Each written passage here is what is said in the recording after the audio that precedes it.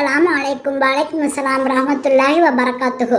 மகிழ்ச்சியான வேலைகளில் மகிழ்ச்சியை கொண்டாடுங்கள். மனிதனுக்கு மகிழ்ச்சி என்பது மனிதனின் தேட்டமும் இயற்கையான தேவையுமாகும். இறைநெறி மனிதனுக்கு இயற்கையான தேவைகளின் முக்கியத்துவத்தை உணர்த்துகிறது. அதற்கு வழிகாலை கற்றுத்தருகிறது.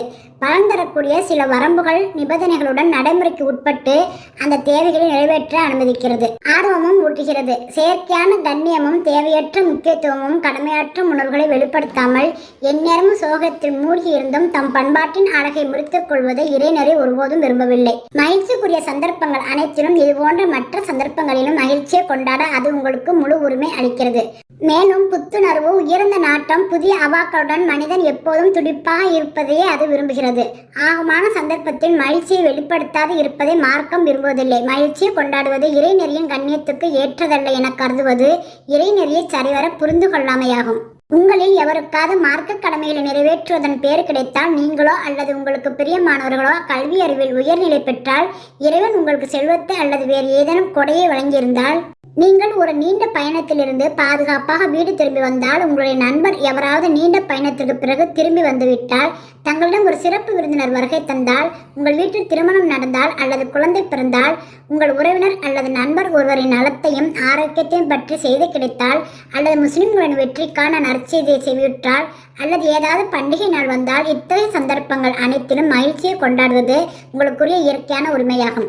மகிழ்ச்சியை கொண்டாடுவதை இஸ்லாம் என்றும் அனுமதிக்கிறது என்பது மட்டுமல்லாமல் அவ்வாறு மகிழ்ச்சி கொண்டாடுவது இறைநெறியை பின்பற்றுவதாகும், இறைநெறியும் தேற்றமாகும் என்று உணர்த்துகிறது. காப் பின் மாலிக் ரலி அறிவிக்கிறார்கள், இறைவன் என்னுடைய பாவ மன்னிப்பை ஏற்றுக்கொண்டான் என்னும் நற்செய்தி எனக்கு கிடைத்தவுடன் அண்ணன் நபி நாயகம் ஸல்லல்லாஹு அலைஹி வஸல்லம் அவர்கள் சமூகத்துக்கு சென்றேன். அவர்களுக்கு சலாம் கூறினேன். அப்போது அண்ணன் நபி நாயகம் ஸல்லல்லாஹு அலைஹி வஸல்லம் அவர்கள் முகம் மகிழ்ச்சியால் மலர்ந்து பிரகாசித்துக் கொண்டிருந்தது. மேலும் அண்ணன் நபி நாயகம் ஸல்லல்லாஹு அலைஹி வஸல்லம் அவர்களுக்கு ஏதேனும் மகிழ்ச்சி ஏற்பட்டால் அவருடைய முகம் சந்திரன் ஒளிர்வது போன்று ஒளிர்ந்து கொண்டிருக்கும்.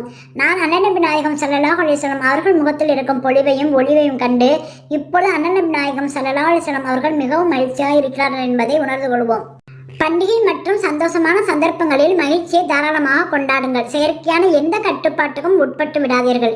அண்ணன் நபி நாயகம் ஸல்லல்லாஹு அலைஹி வஸல்லம் அவர்கள் மதீனாவுக்கு வருகை தந்தபோது கூறினார்கள், நீங்கள் வருடத்தில் 2 நாட்களை மகிழ்ச்சியுடன் கொண்டாடி கொண்டிருந்தீர்கள். இப்போது இறைவன் அதைவிட சிறந்த 2 பெருநாட்களை வழங்கியுள்ளான்.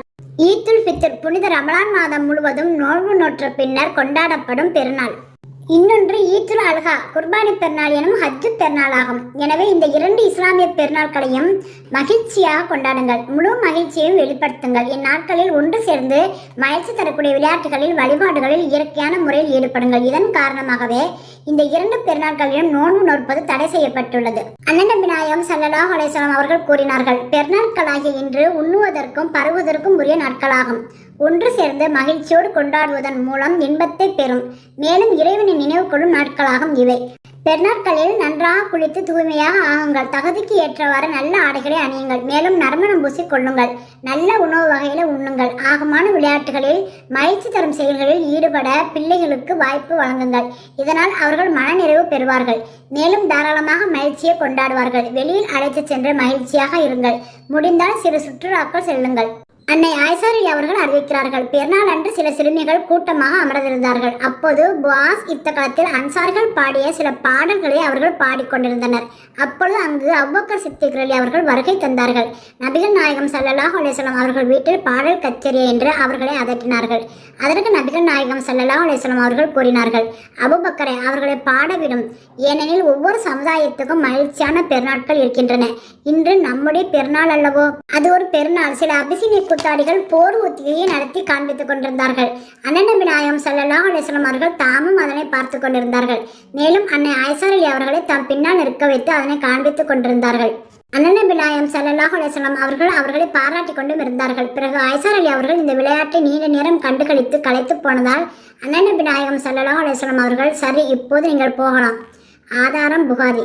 மகிழ்ச்சியில் திளைத்திருக்கும் போது இஸ்லாமிய தேட்டங்களையும் கட்டளைகளையும் ஒழுங்குமுறைகளையும் அவசியம் கவனத்தில் கொண்டு மகிழ்ச்சி கொண்டாடுங்கள். உங்களுக்கு எப்போதாவது மகிழ்ச்சி ஏற்பட்டால் மகிழ்ச்சியை வழங்கிய இறைவனுக்கு நன்றி செலுத்துங்கள். மேலும் அவருடைய சமூகத்தில் நன்றியை நிறைவேற்ற சஜ்தா செய்யுங்கள். மகிழ்ச்சி வெள்ளத்தில் மூழ்கி இஸ்லாமிய நடைமுறைகளுக்கு பொருந்தாத இஸ்லாமிய ஒழுக்கங்களுக்கும் கட்டளைகளுக்கும் முரணான எந்த செயலையும் நடத்தையையும் மேற்கொள்ளாதீர்கள். மகிழ்ச்சியை அவசியம் வெளிப்படுத்துங்கள். ஆனால் எந்த நிலையிலும் அது நடுநிலையானதாக, மிதமானதாக இருக்கும்படி அதனை பேணுங்கள். கர்வமும் பெருமையும் வெளிப்படும் அளவுக்கு, மேலும் தம்முடைய அடக்கமும் அடிபணிந்து வாழும் உணர்வுகளும் மங்கி போகும் அளவுக்கு மகிழ்ச்சியை வெளிப்படுத்துவதில் எல்லை மீறி சென்று விடாதீர்கள். திருக்குர்ஆன் எச்சரிக்கிறது. மேலும் அல்லாஹ் உங்களுக்கு வழங்கி இருப்பவற்றை கண்டு நீங்கள் பூரித்து போய்விடக்கூடாது. தம்மையே பெரிதாக நினைத்துக் கொள்கின்ற, பெருமை பேசித் திரிகின்ற யாரையும் அல்லாஹ் நேசிப்பதில்லை. மேலும் இறைவனின் நினைவை மறந்துவிடும் அளவுக்கு மகிழ்ச்சி வெள்ளத்தில் மூழ்கி விடாதீர்கள். மகிழ்ச்சியை வழங்கிய இறைவனை அதிகமாக நினைவு கூர்ந்து அவன் சமூகத்தில் நன்றி செலுத்தும் வகையில் சஜ்தா செய்வது, மேலும் தம்முடைய சொல், செயல் ஆகியவற்றினால் இறைவனின் அருள், கருணை, மாட்சிமை ஆகியவற்றை அதிகம் வெளிப்படுத்துவதே உண்மையில் இறை நம்பிக்கையாளரின் மகிழ்ச்சியாகும். இறைவனுக்கு அஞ்சுவோம், இறைவனின் கட்டளைக்கு கீழ்ப்படிவோம். தபாரக்கல்லாஹ், அல்ஹம்துலில்லாஹ்.